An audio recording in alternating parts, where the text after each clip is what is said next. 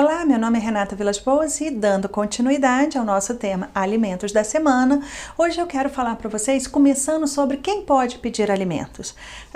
Quem pode, né? Num primeiro momento a gente sempre pensa na criança, no filho, mas a gente pode inverter. Agora os filhos já estão crescidos e eles então vão estar pagando os alimentos para os pais idosos. Lembrando sempre então que essa relação ela sempre vai e volta, né? Então a criança precisa de alimentos do pai e agora o pai idoso pode precisar também de alimentos para sua subsistência. Vai pedir para quem? Para os filhos. Então nessa relação tanto um quanto o outro. Mas eu também tenho a possibilidade de pleitear alimentos para diante do término de um relacionamento, de um casamento ou de uma união estável. Então, ex-cônjuge, ex-companheiro também está podendo pedir os alimentos.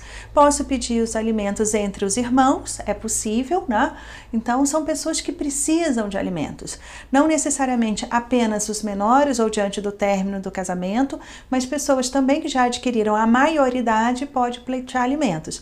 Pode ser em razão de algum tipo de incapacidade, e aí pode estar dentro da ideia de que eles não têm possibilidade de ingressar no mercado de trabalho, existe aí uma interdição, então vai estar pleiteando alimentos, ou pode ser pessoas que são capazes, maiores de idade, mas porém elas não estão inseridas no mercado de trabalho, estão sofrendo ali um desemprego, alguma coisa, então é possível também esses filhos maiores capazes pleitear alimentos para os seus pais, também agora idosos talvez, né?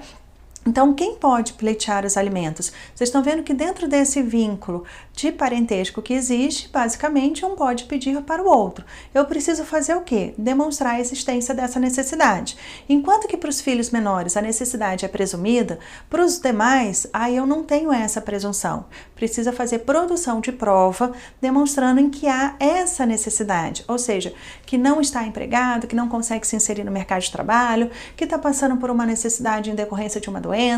Eu preciso fazer essa produção de prova nesse sentido para então pleitear alimentos, né?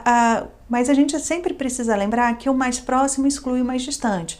Então, se eu estou pedindo alimentos para os pais, eu não posso chegar no meu irmão. Se eu estou pedindo alimentos para os pais, eles não têm condição, eu vou buscar os meus avós. Não vou chegar no meu irmão. Mas se meus pais, meus avós não têm condição, aí eu posso buscar esse meu irmão que tem a condição de arcar com esses alimentos. O parente mais próximo, portanto, exclui o parente mais distante.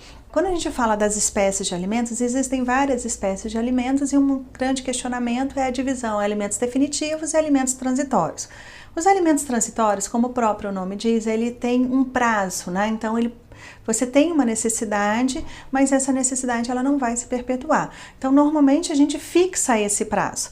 Ocorre quando eu tenho um término de um relacionamento, casamento ou união estável, e um dos cônjuges precisa desse apoio para poder se reinserir no mercado ou dar aquela estabilizada inicial em razão desse término.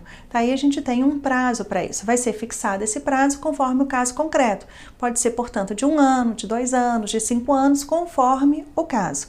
Já os alimentos definitivos, apesar do nome falar definitivos, ele é para sempre enquanto dura. O que isso significa? Que os alimentos que forem fixados na forma definitiva são os alimentos que, para que eles cessem ou parem, né, de ser pagos, precisa ingressar com uma ação específica, que é a ação de exoneração de alimentos, para que cesse aqueles alimentos.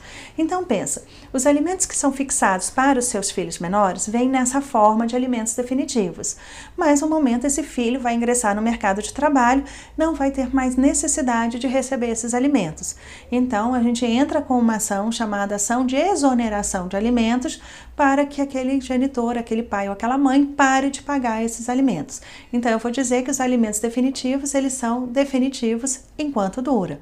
E esse enquanto durar é até o resultado de uma decisão judicial que altere a determinação que vinha no sentido de dizer, tem que pagar os alimentos.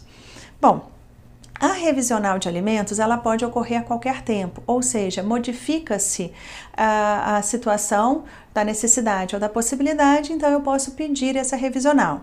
Então pode ser essa revisional para aumentar, fazer uma majoração nos valores, ou pode ser uma revisional para diminuir.